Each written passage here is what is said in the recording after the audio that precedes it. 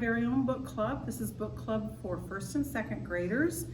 As you might remember, we were going to do Super Narwhal and Jelly Jolt by Ben Clanton for the month of April, but as I have no way of getting your books to you, I've decided to do an alternate book, and we will just save Super Narwhal and Jelly Jolt for when we actually get to see each other in person again.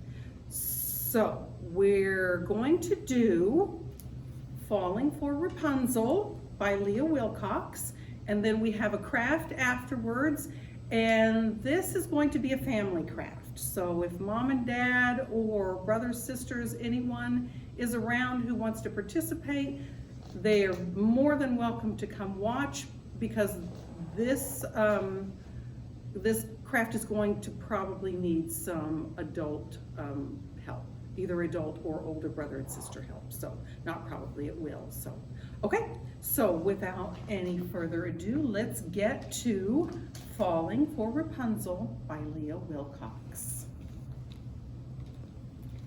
Let's get to the right page here to be opening.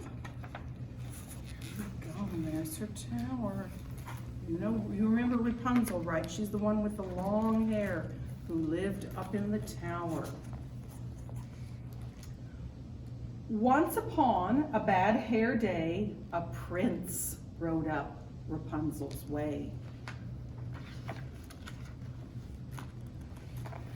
From up above, he heard her whine, upset, her hair had lost its shine. He thought her crying was a plea and sallied forth to set her free. Alas, she was too far away to quite make out what he would say. Rapunzel, Rapunzel, throw down your hair.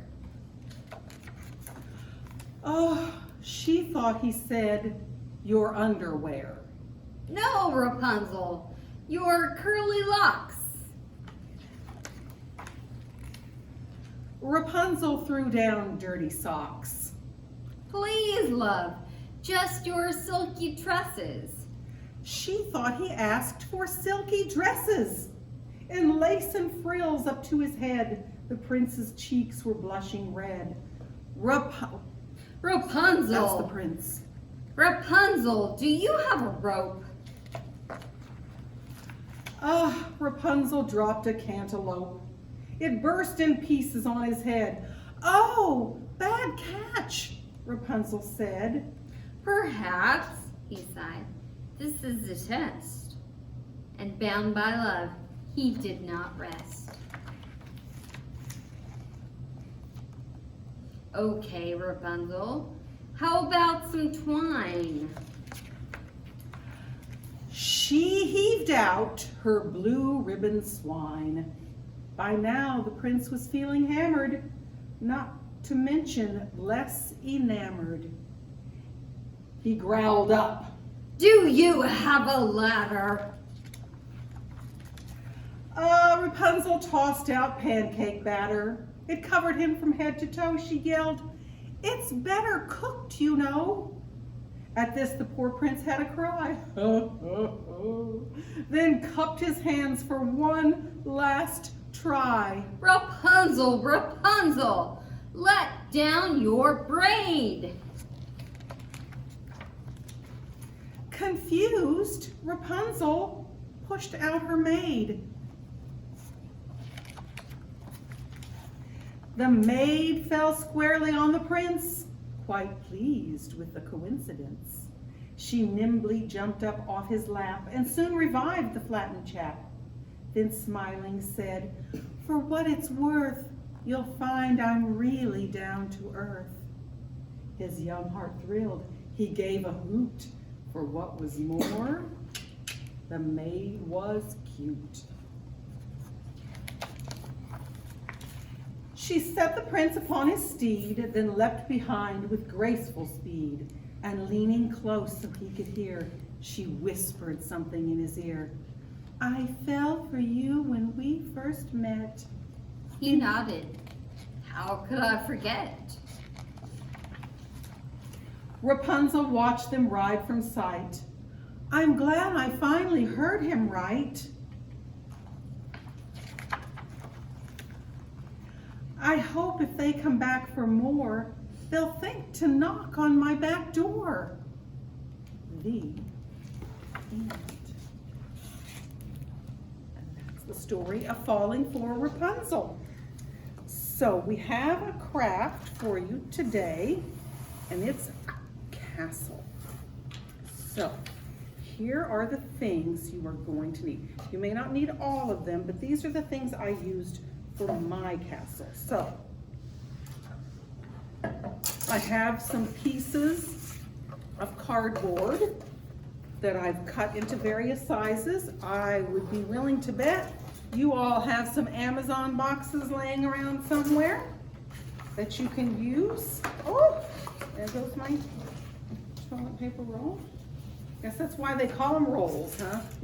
Okay, so, oh, sorry, Stephanie. By the way, Stephanie was our guest star as the prince. All right, I'm so sorry. So, you're going to need the pieces of cardboard.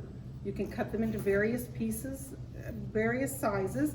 You're going to need paper towel rolls and toilet paper rolls. You're going to need some construction paper of various colors, whatever color you want to use. Copy paper of various colors works too. So, I tried using glue stick. Glue stick did not hold the toilet paper rolls and the paper towel rolls and the cardboard to the cardboard.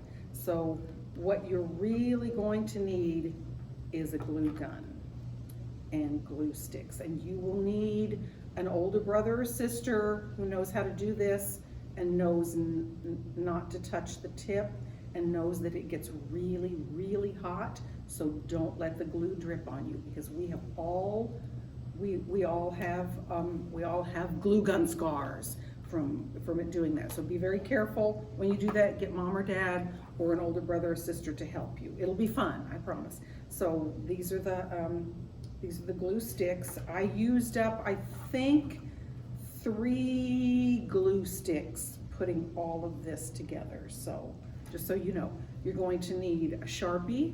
And you could use different colors of Sharpie if you want to, but that's what I used to make the windows and outline all the doors. And I did use tape for the little thing here, and the flag. This is a toothpick holding the flag up. But I think a twig or anything would work. Also, you're going to need an X-Acto knife for cutting this. I used an X-Acto knife to cut out the shapes on the thing, and also to cut the cardboard into different sizes. So with this, you're going to need mom or dad or an older brother or sister or anyone who knows how to work an X-Acto knife and knows how to be careful with it to help you with this, okay? And I also used a ruler to help me get my lines straight and make sure everything was cut evenly, so I could put my little courtyard thing together here. So I would find a place in the house where you can set this out and leave it, like if you were going to do a puzzle. You know, have you ever put a puzzle out on a table and had a big table where you could just come and work on it whenever you wanted to? You didn't have to do it all at once, because I have added to this as I went along. And I think that if you wanted to, you could make this as big as you wanted. You can make it an ongoing craft project just for fun, to see how big you can make your castle. That's why you need a big space so you can add on to it and add on to it and add on to it. I've used some, these are some Duplo animals over here for the barnyard animals.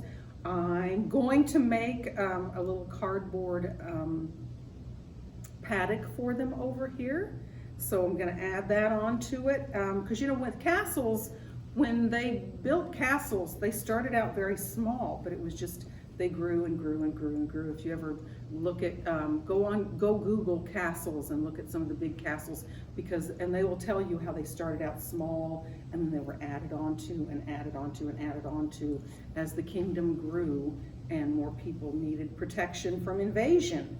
So, because that's what the castles were for. They were usually up on hills. A lot of them, another thing I'm thinking of adding is a moat out here. I'm gonna add a moat around it, maybe a little drawbridge. But you can add whatever you want to it. It's fun. It's something that you can work on every day and add to it.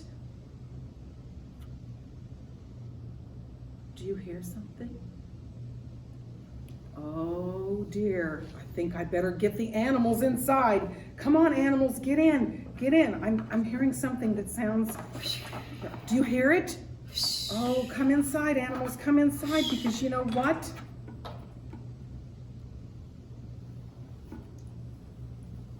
The dragon's here. Have fun. See you soon.